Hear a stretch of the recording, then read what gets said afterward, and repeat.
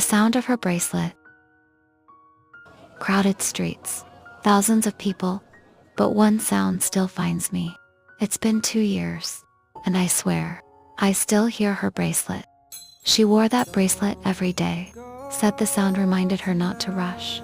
I always thought it was annoying, until I couldn't hear it anymore. It wasn't her. It never is. But for a second, I let myself believe she was close again.